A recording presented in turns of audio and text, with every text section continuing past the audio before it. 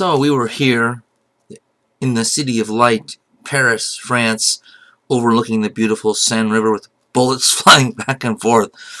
So the Revolution of 1830.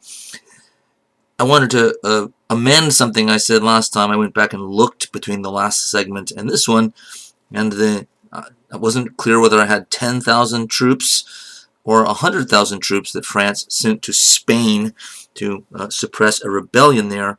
I looked it up, and both of those are wrong. It was 60,000. It's actually called the 100,000 troops of St. Louis or something, but that was just the name. It was 60,000. Not that it really matters that much, but I like to be accurate when I can. It's partly my job. So why did the Revolution of 1830 happen in France in the first place? As we know, setting off revolution in other countries or rebellions in other spots as well.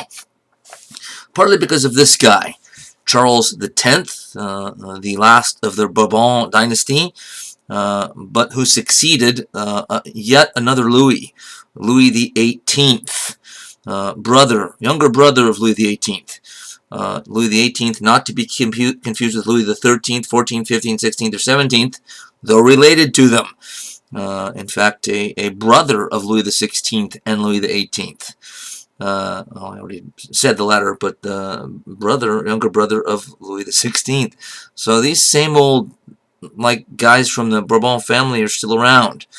But when the older brother, who had presided over a constitutional monarchy, but one that leaned more heavily on the monarchy side than constitutional, there were some liberal reforms, but it was still pretty much a very limited franchise voting, for instance.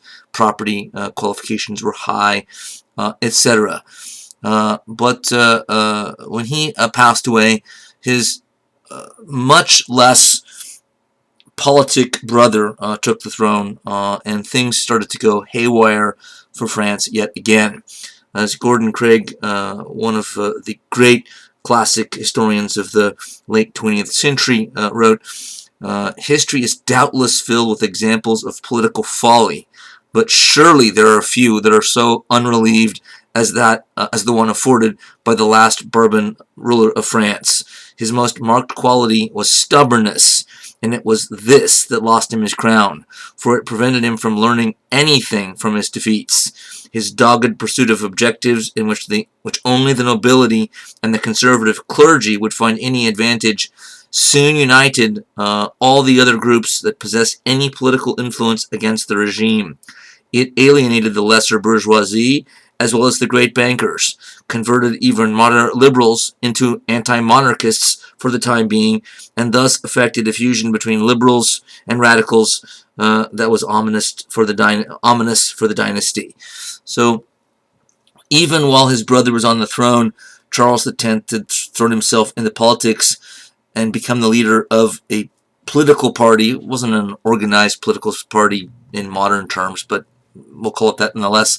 That became known as the Ultras. Why Ultras? Because they were ultra-conservative.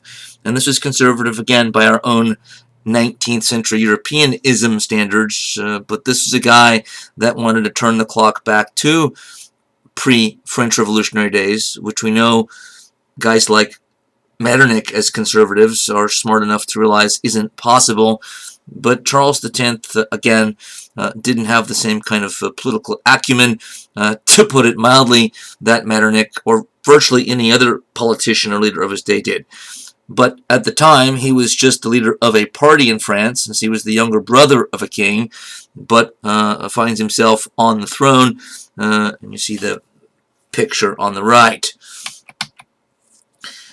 What brought sort of the whole house of cards down was when an election in the summer of 1830 brought back a liberal majority.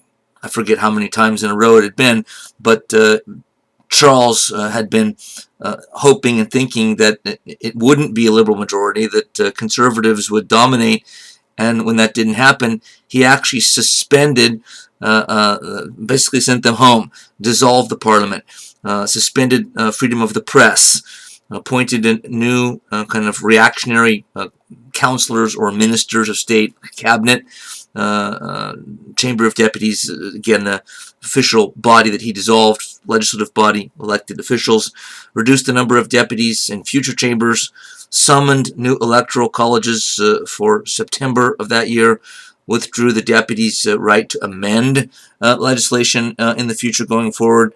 All of this came to be known as the July Ordinances. And it's the July Ordinances, I think, most likely dissolving the Chamber of Deputies in 1830 is what really caused people to take to the streets, the barricades, going up, and France once again being engulfed in revolution. Think of it this way, right? The last quote from Gordon Craig talked about what a terrible politician this guy was. I don't think he's exaggerating, because putting it in another way, think of the last political leader in this class that in such a dramatic situation like this had the audacity to dissolve the elected representatives of the people, and what ended up happening, at least in the long run, with him. Yes, you're right. It was Charles I, the 17th century English king, one of the Stuart kings, and he eventually lost his head for doing that. This is now a couple hundred years later, and so if it probably wasn't the best idea, even in the 17th century, for a king to just unilaterally send home the elected legislature of the country, it's probably a much more damaging thing to do to your chances of staying on your throne if you're doing that in the middle of the 19th century. So this guy was apparently out of touch with reality, just seemed to not understand political boundaries, political limits, just went full speed ahead regardless of the consequences, without seemingly understanding, again, the dexterity required in politics, the nuance required to make it work. Had he done something to reduce the power of the Chamber of Deputies in a more modest, a more clever, a more gradual way, maybe he could have pulled it off. But this was just doing it with a sledgehammer. So no surprise then that a revolution happens, a relatively violent one. I'm not going to go into the actual numbers and the violence, but it did sort of bring about a new regime in the July monarchy. And this is the reign of yet another member of the family. This is the Bourbon dynasty did still last. This guy, Louis Philippe, was sort of a more distant relative, and for reasons it's a bit complicated to go into, so I won't. We'll leave it at that. But he does become king, and became known as the Citizen King. Sort of bandied that title about himself, because as the quote from Richard Evans' good book on 19th century Europe says, this is a new kind of monarchy, modeled at least in part on the English constitutional system, whose supposed origins of the civil wars of 17th century. Quiso, we'll meet Quiso in a minute, one of his leading statesmen, devoted himself to chronicling in his major historical work of these years. Quiso was a scholar slash statesman at one and the same time. The author's referring to a book that he wrote about the English civil wars in the 17th century. Although Louis Philippe retained the right to appoint ministers, like his own cabinet and administrative officials, he was always careful to do so only if they had the support of the legislature. Fresh elections in 1830, after he came to power, brought a liberal majority. But at the same time, the new regime was in some ways as committed to the maintenance of the old order as the old one had been. Chronic instability continued to mark his reign. During the 1830s, governments seemed unable to establish political stability. During the 17 years of the July monarchy, there were 17 successive ministries, sometimes with substantial gaps between them. The 1830 revolution seemed to have settled little, as Republicans, Bonapartists, supporters of Napoleon, or his nephew, as we'll find out. Orleanists, Legitimists continued to fight each other for the right to rule. Forget the names of the political groupings there. We could attach another name to them, but we don't need to. Suffice it to say, nobody was really happy yet again with another type of another government, different leader, and structured a bit differently. They were slowly moving in the right direction, since probably a good idea to emulate Great Britain and move to their type of constitutional monarchy, leaning more on the constitutional side than the monarchy side. So the idea was correct. It's just the execution that seems to have still not quite been there. Evans goes on to say the French Revolution of 1830 dismayed Clemens von Metternich, though in the longer run it became clear that it did bring some stability to the international system. So it was a slight upgrade, as much as it might not seem so, even from the quote, from the previous reign of both Louis XVIII and Charles X. I mean, anything would have been better than Charles X, but it was an upgrade even over his older brother, the other Louis in our lecture. There's just way too many Louis in French history, isn't there? I'm going to get like a petition going or something to reduce the number of Louis in French history. So the July monarchy was unpopular. It was supposed to be a liberal monarchy. Wasn't that so much. The dominant figure within the government was not so much the king as it was this guy already mentioned, Francois Quiso, as Professor Evans says, an Anglophile who translated Shakespeare and published a collection of English historical documents in 31 volumes. Quiso was the arch-apostle of English-style constitutional monarchy.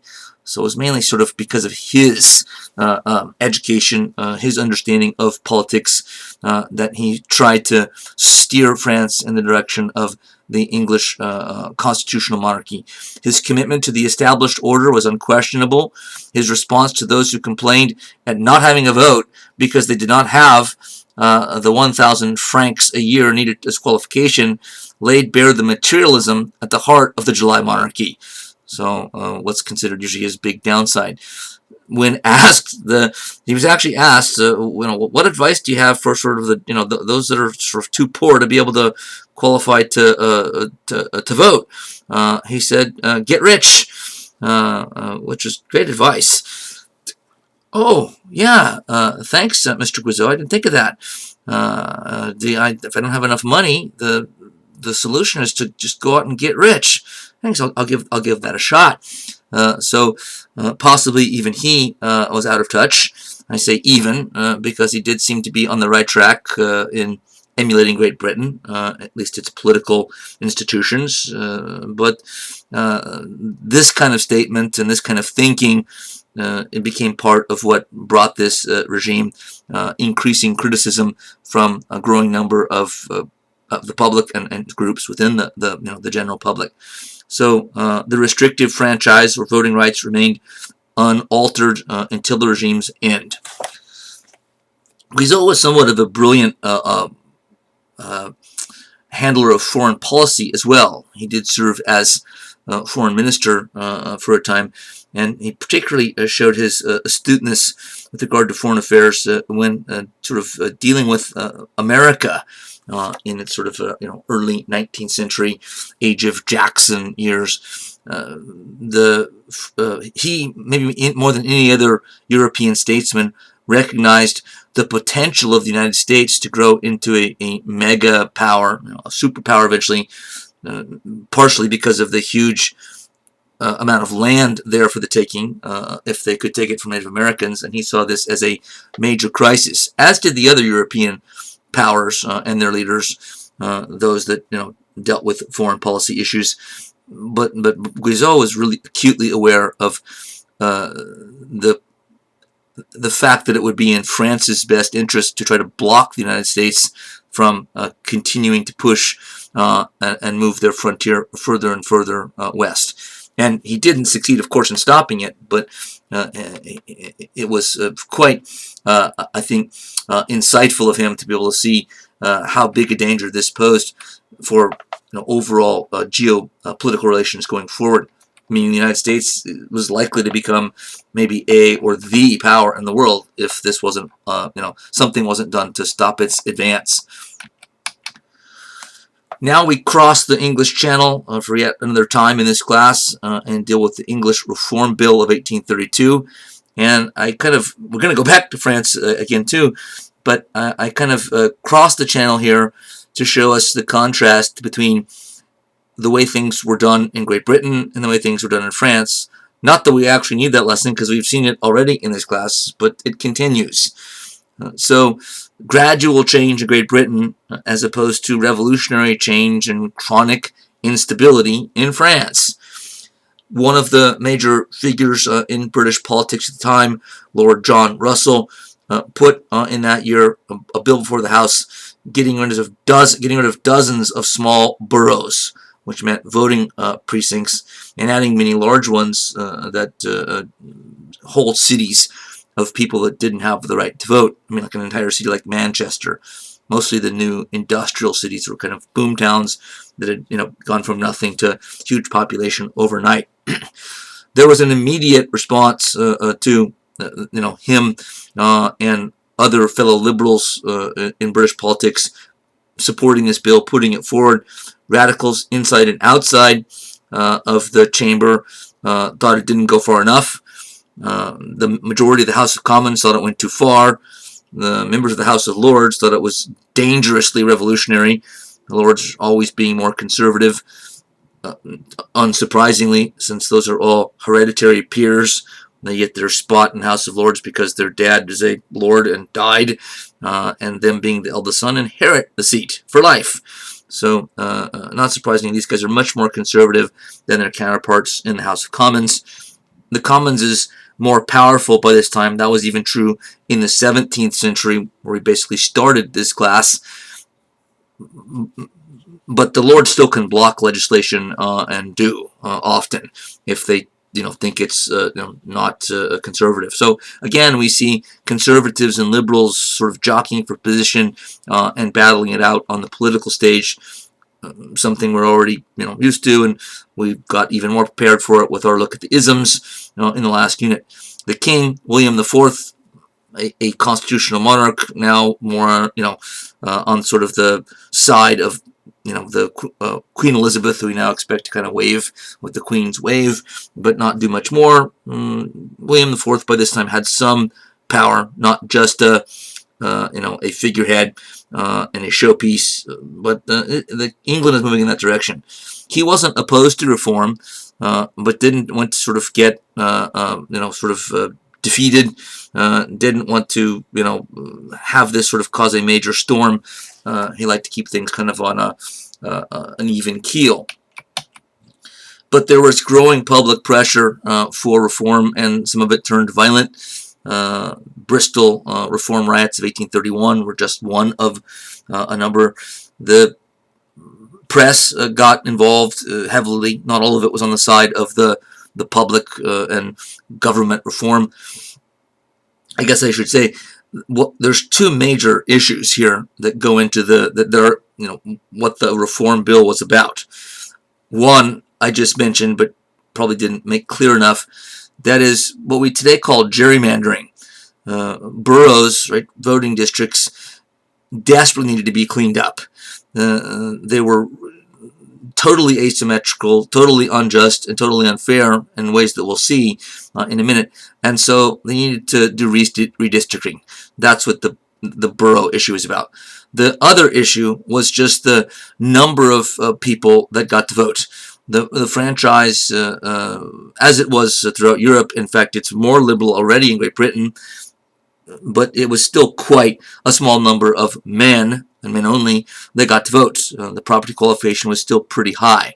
So the vast majority of citizens didn't get to vote, and the reform bill proposed to increase the number significantly. It would still, even after this bill passed, and it did pass, I'm giving away the ending of the story, sorry, but it passed, and though the electorate maybe doubled, it's still a minority of the population even after that. But this would be only the start of more and more legislation like this over the decades that by the end of the 19th century into the 20th then turns England, Great Britain into a democracy. You can look at what it says about the political cartoon below and the cartoon itself above, but it is sort of making fun of the system.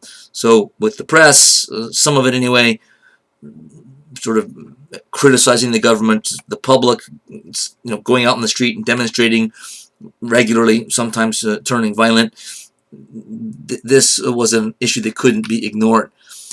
The redistricting, gerrymandering need can be seen just by looking at the first example of it alone. These are maybe just the most egregious examples of what were called rotten and pocket boroughs, but the first one is absurd, and it's famous. Rotten boroughs meant that it's a voting district that has hardly anyone even living there. And Old Sarum in Wiltshire had, I'm not kidding, it's a whole voting district, obviously in the countryside, a rural area, 3 houses and 7 eligible voters. And each one of these districts, by the way, gets to send 2 members to the House of Commons every election. 2 members. So 7 people were represented by 2 members of the House of Commons, where, keep in mind, before the Reform Bill, in an industrial city like Manchester of hundreds of thousands, there were no representatives in the House of Commons. So, I mean, to call this unjust is a vast understatement. Old Sarum was famous not just because of the injustice, but it was the borough controlled for a long time, even before this, by the legendary Pitt family. If you remember, Diamond Pitt made his fortune in India and ended up having his heirs send 2 politicians, Pitt the Elder and Pitt the Younger, into politics, both becoming Prime Minister of Great Britain. Although I basically skipped them, they're 2 of England's greatest. I mentioned Pitt the Elder and his leadership during the 7 Years' War. I didn't really talk about his son. But Old Sarum was their pocket borough. Rotten and pocket boroughs sometimes, meant the same thing. Rotten meant there's nobody living there hardly, and they get 2 members of parliament. Pocket just meant that some rich guy or family has the whole borough in his pocket. And when you have 7 voters, it's likely to be a rotten and pocket borough at the same time. It's rotten because there's nobody really that shouldn't have any representatives, from such a small population area, and it can be in the pocket of the rich guy because you only got to pay off 7 voters. Old Sarum is the classic example, but this list is a small one. There were many others that needed desperately this kind of reform if the goal was fairness and justice. And of course, that's what the public, the people that are demonstrating, are pushing for. And it was this guy, the Liberal Party's leader in the House of Commons, Lord Earl Grey. Yeah, the guy, the tea guy. Let's move on. I always say it anyway, so I just recently changed this slide to put it in there. But he was the tea guy. We're not exactly sure. There's a number of stories about sort of how he came to sort of get involved in this type of tea and came to love it and, in a sense, kind of promote it. But that's neither here nor there. That's not why he's historically significant. Not really. It's mainly because he was the leading figure in pushing the Reform Bill through the House of Commons and trying to orchestrate a way to get it through the House of Lords as well, even though he wasn't a member. A book that looks sort of at modern British history, an overview, says that Lord Grey was no extremist. He agreed 18th century viewpoint with the 18th century viewpoint that a voice in politics belonged primarily to men of property. Grey could never completely forget that his Whig party had been born of change, indeed of a revolution, even if it had been the relatively bloodless and respectable revolution of 1688. The Whig party is what becomes the Liberal Party. So it's the Liberals John Russell, already mentioned, was one of his colleagues, fellow liberals. So they're pushing this through. There were some conservatives in the House of Commons of the more practical type that we've seen are the ones that survive in the 19th century and beyond, because they know that they have to go along with some reforms or be left behind and lose power totally. So they're trying to hold on to the elements of conservatism they can by letting go of those that they know they can't hold on to. So there was some conservative support, which helps explain how this got through in part. It doesn't help us explain how it got not through the House of Commons, but through the House of Lords. Thomas Macaulay, 19th century figure, talking about such a scene as the division of last Tuesday I never saw. This is in the House of Commons, and never expect to see again. If I should live 50 years, the impression of it will be as fresh and sharp in my mind if it had just taken place. It was like seeing Caesar stabbed in the Senate House, or seeing Oliver taking the mace from the table. A sight to be seen only once and never to be forgotten. The crowd overflowed the house in every part. When the doors were locked, we had 608 members present, more than 55 than were ever in a division before. A division meant like a major debate and a vote at the end of it. And the House of Commons, even today, makes that painting makes it look small. It's pretty small. It hasn't really changed that much. It's a really small, intimate place for politics, which makes it super cool then and now, because it's really, literally in your face politics. And unlike, this is true even today as well, you may have seen C-SPAN runs, I don't know if they still do, they used to anyway, the question and answer period, where the Prime Minister gets up in front of the House of Commons and takes questions, usually from the opposition party that's on the other side of the floor, on the sort of the desk, the bench, and but it gets raucous, probably more so in the 19th century than even now. But even the Prime Minister will get booed by members of the other party. They'll hiss and make catcalls and make derogatory jokes, and everyone will interrupt, start laughing. And you have to be quick on your feet to be Prime Minister, or anybody that speaks and gets on your feet to speak in the House of Commons. And you certainly did in the 19th century. So this was political theater in some ways at its absolute finest. Some of the great parliamentarians of the late 19th century, Gladstone and Disraeli, a liberal and conservative, sort of dueling back and forth, taking the prime ministership one after another and back again, were both brilliant speakers in different ways. But this is one of the most dramatic moments in the whole history of the House of Commons. Right here, the showdown over the House of Commons. Thomas Macaulay, famed writer of the time, witnessing it and putting on paper what he saw, that it blew him away, and he'd been there before.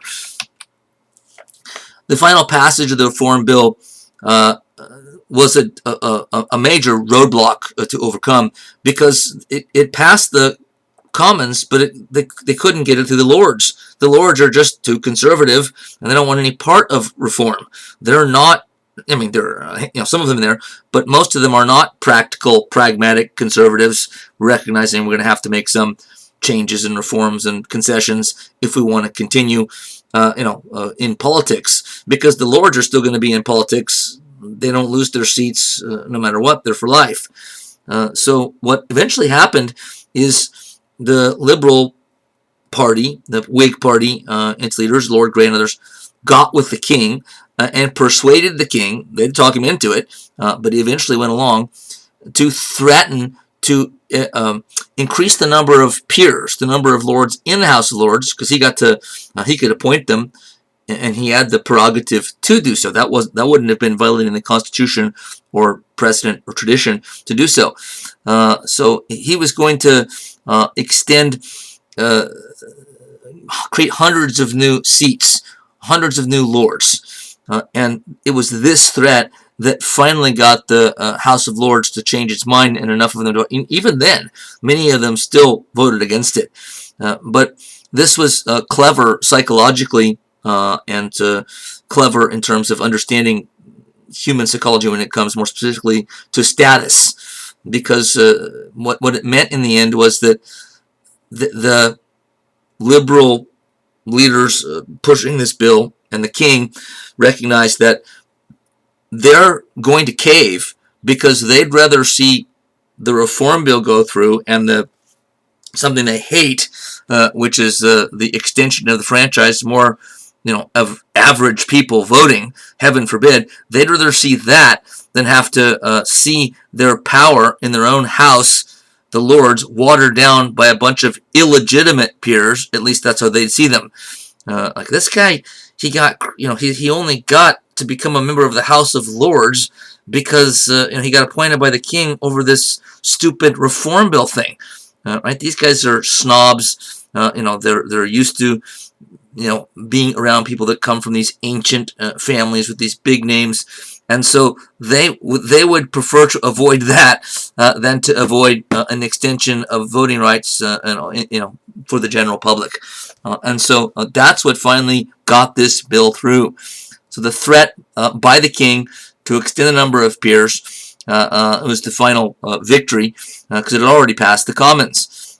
Extended the vote to about 45%, or extended a vote by about 45%, but it still only increased it from about 2% to 5% of the population.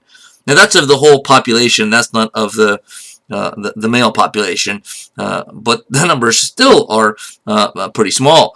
Lord Grey, according to Professor Arnston, Lord Grey, who remained in every sense an aristocrat, found to his own surprise that he'd become a popular hero. The passing of the bill was greeted everywhere with the ringing of church bells, with illuminations and banquets. Grey found his carriage repeatedly stopped and himself acclaimed. He could not understand it. He confided to an acquaintance, "My speeches were uniformly and strongly conservative in the true sense of the word," which is actually true. He pushed through a bill that was a liberal reform, but it was a moderate reform, but typical of the British system. And this is my sort of overall point here. The British are quite good at, not easily, because there was opposition to this, and there were rioting in the streets and violence, and they could have gotten out of control, but they find a way to sort of push the ball forward just enough, and their system is just strong enough to be able to keep things sort of done mostly peacefully, mostly within the law, and to keep the political system healthy, stable, and workable. Responses to the bill from the House of Lords perspective, this get varied. There were some lords that were in favor of this from the beginning. It's just most of them were on the other side. Lord Brougham said the introduction of reform was the consequence and not the cause of the excitement which existed in the country. The measure was recommended from the throne as one by which the prerogatives of the crown, the authority of both houses, and the rights and liberties of the people would be equally secured. That the recommendation spoke also to the sentiments of the people was attested. That was answered by the unanimous voice of the people of England, who were now trembling for the success of the measure which they believed necessary to the prosperity of the country, and lest its rejection should be productive of those evils which he should be accused of threatening if he mentioned, but which Lord Grey durst not think of as the result of so fatal a determination. It was said that the people did not understand these things, but they understood them in the same sense in which they were understood by Locke and Blackstone and Chatham and Fox and other great constitutional authorities. So he's saying, hey, the people understand this as well as Locke, Blackstone, one of the great jurists, legal theorists in British history. Chatham was another name for, these guys have multiple names. Pitt the Elder, Charles James Fox, we didn't talk about in the class, but another major figure in the House of Commons went back. So Brougham does show that there were lords that were, pragmatic conservatives, understanding that we have to do some of these things, and sometimes apparently even believing that it was the right thing to do, not just that they had no choice. Well, now we get to the revolutions of 1848, springtime of the peoples, as it was called over and over again. when there were high hopes throughout Europe, with the exception of Great Britain and Russia, that revolutions would succeed and usher in a totally new era of democratic or even socialist politics, political systems, political changes and reforms, sometimes radical changes and reforms. At least that was the belief. The hopes were dashed in the end for reasons that we'll get into. The only two countries overall, the only two countries that weren't engulfed and set aflame by the revolutions of this year were Great Britain and Russia, the bookends. East and west of Europe, everywhere else was subject to some, if not major, political disruption. The great British historian of the early mid-20th century, G.M. Trevelyan, said 1848 was the turning point at which modern history failed to turn. This is a very well-known quote amongst historians. What he's saying is this was set up to be, it looked at the time, and if you sort of move right up to the point where it sort of went awry, it looked like this was going to be the major, sort of overwhelming change in European history, and it petered out. It failed. So history was supposed to turn here, and it failed.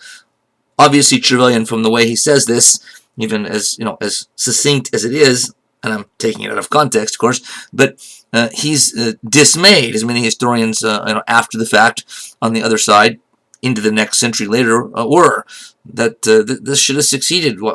How and why did it fail?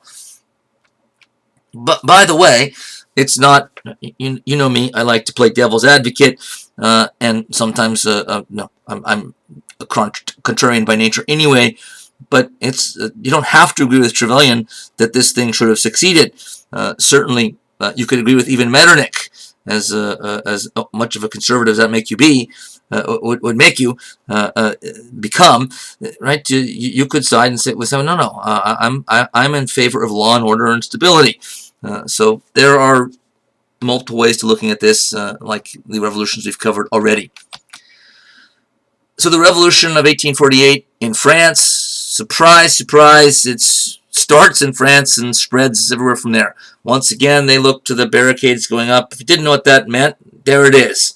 I mean, that's a drawing, of course, but I may have said this before, I forget, but going back to 1789, this has become a tradition now, like a holiday practically. Whenever there's a revolution, the people, one of the first things they do is they go out and pile stuff in the streets. Wagons and timber and I don't know, an old wheelbarrow, whatever it is, and mainly it's to provide barricades as kind of defensive positions that they can take their spot behind if the government tries to send troops through their avenue, through their rue, whatever it was, and to sort of to stop troops from being able to move so easily from point A to point B. So the barricades went up partly, and they became partly a symbol of the French people and the people of Paris, particularly, we know, are prominent in these revolutions. Symbolic of their solidarity with the revolutionary cause. So there were two parts to this revolution, one in February, one in June of 1848. So the February Revolution was the part where in France, and this kind of pattern plays itself out in other parts of Europe as well, not necessarily in the same months, but in the first part of the revolution, it looked quite promising for the revolutionaries themselves, those that are trying to seize power from the old order, from conservative governments like Metternich's on behalf of the Habsburgs, and it looks like they actually might tear down and take from power these long-standing monarchies in one place after another. Alexis de Tocqueville, the great liberal/conservative politician, intellectual theorist, says, and he's around at this time as a politician, I believe we're at this moment sleeping on a volcano. He wasn't the only one to say it, but Tocqueville was an incredibly insightful intellectual and observer of of social, economic, political, cultural trends. So he basically predicted correctly that this whole thing was going to explode. The July monarchy of Louis Philippe is now getting so unpopular that he's saying this is going to explode in violence, for yet another revolution. So the barricades go up. Radical Republicans, quoting from Richard Evans, or Democrats, wanted to abolish the monarchy and grant all men the vote. Patriots and romantics who looked back longingly on the glory days of Napoleon hated Louis Philippe's government. French nationalists who complained that the king, who dressed like a businessman and pursued a pacifistic foreign policy, meaning a non-aggressive one, was not fit to lead a nation of patriots and warriors. The strongest rumbling of discontent came from the laboring poor. Many French workers were literate, read many books and newspapers that denounced social injustice, were becoming attracted to socialist thinkers who attacked capitalism and called for state programs to deal with poverty. So that's a lot of different, varied, not necessarily allied groups that all have one thing in common, and that's they hate the monarchy. If you're the king or a member of his government, that's not good for you. To make matters worse, a poor harvest in 1846, quoting from Professor Evans again, and an international financial crisis in 1847. So this is now looking like 1789. Bad harvest, financial crisis. Aggravated the misery of the working poor. The urban workers wanted relief. The government steadfastly refused to pass reforms. So remember, this government came into power, had a few things right, pushed the ball forward slightly, made this, put into place a system somewhat like the British constitutional monarchy, but apparently not enough. Right? They just don't have in France the political culture to be patient enough to wait for government to change, and evolve through the political process. It's probably some of both, though it's probably more the former than the latter. Students and workers took to the streets in February. The barricades went up. When soldiers killed dozens, Parisians were only further enraged, and the violence became far worse. And Louis Philippe advocated. He abdicated. I swear I haven't been drinking much. The second part of the revolution, the June days, again, the pattern will be basically the same in the other countries where revolution happened as well. Hope as well as despair. The overall pattern, and this is a very general point, but it's very well known, is that this revolution wasn't really a planned out revolution, as is often the case with revolutions. Not always, but often. And it sort of caught everybody, including the revolutionaries, certainly the governments, monarchies, and their leaders, off guard. And so before they knew it, in capital after capital, Vienna, just because we talked about Metternich so much and the Habsburgs, it drove the government out of Vienna. Metternich himself was on the run. And so the revolutionaries actually, in a short amount of time, through armed force, actually were in control of the reins and levers of government. So it looked like, wow, we have toppled the old order. And so there was sort of this great hope from socialists and young idealistic students, some of the groups we just talked about, multiple groups who wanted the regime to fall, but probably thought it was unlikely, and now all of a sudden it looks like it's fallen. Well, what tended to happen in country after country was, since nobody had planned this and nobody had expected it to become this successful this quickly, kind of collectively, and again, I'm making very general statements here, but the revolutionaries got into the capital cities, got their hands on the machinery of power, and then kind of thought, what do we do now? We hadn't thought this far ahead. We hadn't planned on how we were going to actually run the government, because we didn't think we were going to, we hadn't planned for this at all. And in that moment of hesitation, in that sort of that sort of breathing space that they gave the old order, the leaders, driven out of their seats of power, those leaders, those monarchies, those kings, those prime ministers were able to rally, and the breathing space gave them time to, organize and gather military force, and they attacked and counterattacked in the capitals, and in the second half of the revolution, almost everywhere drove the rebel forces, the revolutionary forces, back out and took their, in their minds, rightful place back again. So in France, Paris, it played out slightly differently, but that's the general overall pattern that happens almost everywhere. Gordon Craig, in his classic book on 19th century Europe, says by June 23rd, the Assembly, the elected legislature, had enough troops to proceed against. I should backtrack here. Since Louis Philippe abdicates after the February revolution, that means that there's a new government in power by this point. So it's the revolutionaries that how to say this. The revolutionaries have taken the streets, but some of the monarchs, leading figures are gone. But to some degree, the elected legislatures are kind of holding on in sort of an in-between position, and it's confusing. But remember, it's much like the first French Revolution as well. It wasn't entirely clear at first if the National Assembly was a new government, if it was just writing a constitution to bring back the king, if the National Guard was revolutionary, or it was sort of a law and order police force trying to put sort of riots by revolutionaries down.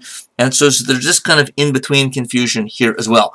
But by June, the Assembly, the elected representatives, had enough of sort of being in this awkward position, and they decided that this rebellion needs to be put down. Revolution needs to be countermanded.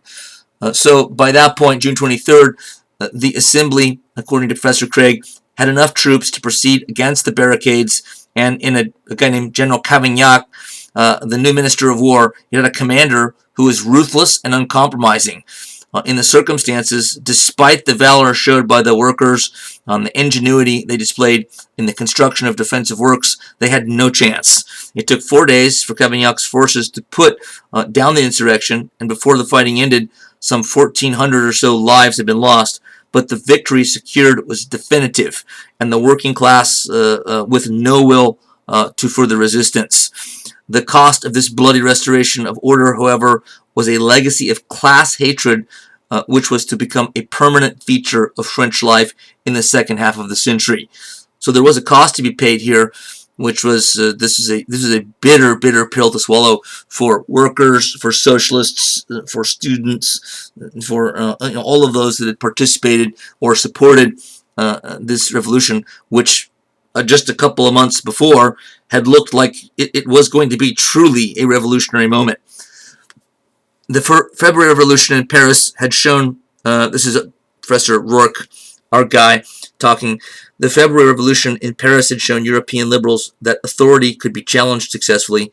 The June days, however, had shown the authorities that the revolutionaries could be beaten by professional soldiers. So round one went to the revolutionaries, but the crucial rematch went to the old order. And out of all this, the guy that sort of comes to the fore and wins the day in France is Louis Napoleon. And yes, you guessed it, this is the nephew of that guy, Napoleon. But it's fair to say that Louis Napoleon was no Napoleon, at least in terms of ability. I'm not saying he had no ability, but he certainly was not, cut out of the same cloth as his uncle. But hardly anyone could say that anyway. He did understand politics well enough to know that the name Napoleon alone could take him a long ways. that people just knowing that he's a blood relative could work. Right? We know how this works in our own society. We have families whose, for generations, they can put people into a political office. I'm not saying that they're never there because of talent as well. Sometimes talent can be, passed down through the generations, but it does help to have the family name. So the name of Napoleon is in itself a program. And he certainly understood that and milked it for all it was worth, and did so successfully. He, in ways we don't have time to get into, he made himself into and got selected as the president of the new government, right, on the other side of this revolution, the Second Republic of France. Remember that even though the revolution, in a sense, failed, Louis Philippe, I'm getting my Louis. Yes, it was another Louis, by the way, a third one. But Louis Philippe had already abdicated. So there still needs to be a new government, even though the revolutionaries have failed. And it's basically the assembly who sent troops out to put down the, citizens behind the barricades and kill, over 1,000 of them, that now institute a second republic, and they make this guy, Louis Napoleon, the president. He had a large following, actually, and partly because, again, the public, and with a modicum or more of successful propaganda and advertising, it wasn't too hard to sort of make himself look like the hero. The name itself sort of took you halfway. So once again, was all of this a product of the French Revolution of 1789? One could say yes. Again, chronic instability has sort of been the consistent feature, right?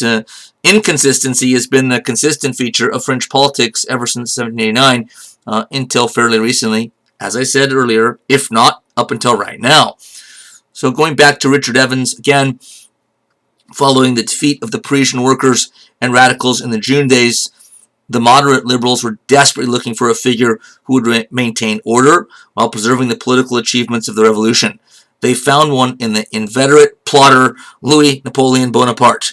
In 1844, he had won support from the workers by publishing a book advocating the elimination of poverty by the creation of state-subsidized saving schemes and labor colonies. He also won over moderates. "I desire order," he proclaimed, skillfully exploiting the Napoleonic legend for his own benefit. Louis Napoleon won the December 1848 elections by a shocking landslide. The new Prince President, as he styled himself, of the Second Republic, was aware of the need to win over conservative and monarchists. A French expedition to Rome to restore the Pope to his throne would win Catholic and conservative support. So he publicized this as well. Even the Papal States faced a revolution, and the Pope was chased from Rome for a time. A guy that I might talk about in the next unit, Pius IX, who came to the throne of St. Peter, to the papacy as a liberal, just as this revolution was about to get underway, coincidentally, when he became Pope. But these events turned him so sour on any kind of left-wing politics that he became not only conservative, but he became a staunch conservative through most of his long pontificate. So, but even the Papal States were engulfed by revolution, and Louis Napoleon was shrewd enough to see that if I support sending troops to help put the Pope back into his proper place, not just as Pope, but ruler of the Papal States, I might win over some conservative voters as well, and he did. When a petition with 1.5 million signatures demanding the revision of the Constitution to extend his term of office as president failed to get the two-thirds majority vote, this comes 3 years later, Louis prepared a coup. At the end of 1851, he had opposition political leaders arrested and the assembly dissolved. When revolts broke out in many places, he used them and force to curb further justify his leadership. And he posed as the defender of law and order. He jailed tens of thousands, then offered a plebiscite to selected voters, and overwhelmingly won, making him Emperor of France. He's doing a lot of the same things, taking a leaf out of the playbook of his own uncle, right? He goes from a Republican form of government, he makes himself emperor. So the Second Republic starts in 1848 on the heels of the July Monarchy, and he makes himself emperor 3 years later, and France becomes now the Second Empire. So France is changing, governments like we change clothes every day, and so chronic instability yet again. But he gets lots of support, even for a coup. Right? I mean, he's ignored the will of at least of the legislature and the Republican system of government, the process itself, and just saying, I'm not leaving power. And yet, in a plebiscite, another way that he copied his uncle, to selected voters, which was shrewd, it won, won, and parentheses there, or quotation marks, overwhelmingly, but that's what his namesake had done as well, to make himself popular, or at least appear to be popular. And amazingly, this guy who had, we see some talent here at sort of being able to manipulate politics if it's all done ruthlessly and opportunistically, but he stays in power for the next 20 years. The Second Empire lasts until 1871, so almost exactly 20 years. This guy becomes the Emperor of France. Not quite with the same power that his uncle had, but nonetheless, he moved it quickly away from Republican government again. Germany was one of those places hit by the revolution hard.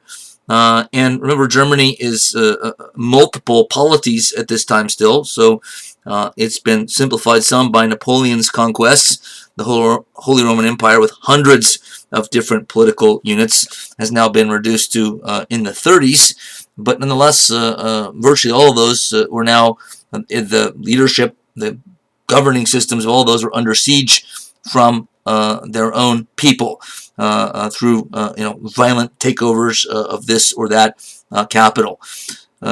Word of the Mike Rappaport wrote a book on 1848, a good one, of fairly recent origin, says the word of the February days in Paris spread like a dynamic pulse and electrified Europe, hastened by the wonders of the modern world, railway, steamboat, and telegraph.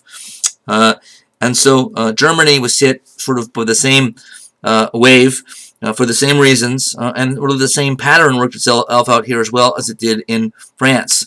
Initial victory, round one, goes to the revolutionaries, but they don't know what to do next. They pause, and the old order, the old governments regroup, organize, counterattack, and take their positions of power back.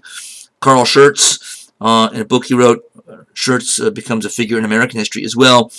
We won't get into that. We were dominated by a vague feeling as if a great outbreak of elemental forces had begun, as if an earthquake was impending, of which we had felt the first shock. So it's hard, I think, to get a true sense of what it must have been like to be there, even for an historian like myself. But I have read a lot about this and the revolutions. And these kind of things are ultra dramatic and scary, but sometimes scary in an energizing way. A map of early 19th century Germany, or the Germanies, shows us how divided it was. So all those different colors, the hodgepodge of colors there, are all separate countries, some of which are fairly large, some of which are tiny. So look at in kind of the center, just above, I don't even know where all these are. Weimar is in there. But south of, this is in German, south of Preußen or Prussia, and north of Bayern, so in the north the blue, to the south the light blue, and in between you see a bunch of greens and light greens and beiges and blues. Those are all separate political units. Those are all separate countries. So this is what I've meant from the beginning of this class. It is, I think, sometimes hard to get this across to students because we're just not used to this kind of decentralization of power. So Germany is still not unified yet. It's gradually, slowly make its way in that direction, and we're going to get to that part in our next unit. So revolution and counter-revolution in Germany as the general course of revolution in Europe. So you could use France and Germany as sort of perfect examples of how this revolution played itself out in most places. And again, if we got down to enough specifics, and we don't need to, and we can't in a survey course, we would of course see lots of differences in each one of these revolutions. But we're sort of living at a level of generalization, enough far out, zoomed back and out, that we see more similarities than differences. Phase 1, the general European pattern, was a revolt against poverty, a cry for redistribution of property by socialists and Republicans, and a yearning to create a better society that would serve the common good. Republicans, by the way, I don't mean by that like capital R, GOP, party of, pick your Republican. I mean small r, like a Republican system of government. It was the word for Democrat, not small d as well, democracy. Spontaneous revolts initially drove conservative governments out. Revolutionaries paused by giving the old order a chance to regroup, and they subsequently drive out the revolutionaries by force. So I said this earlier as well. Same thing happens in most of the German states as well. Great news, this is Carl Schurz again in his own reminiscences. Great news came from Vienna. There, the students of the university were the first to assail the Emperor of Austria with the cry for liberty and citizens' rights. Blood flowed in the streets, and the downfall of Prince Metternich was the result. Students organized themselves as the armed guard of liberty. In the great cities of Prussia, there was a mighty commotion. In the Prussian capital, the masses surged upon the streets, and everybody looked for events of great import. This is phase 1, and things looked like they were going swimmingly well for the revolutionaries in country after country, in place after place, Germany after Germany.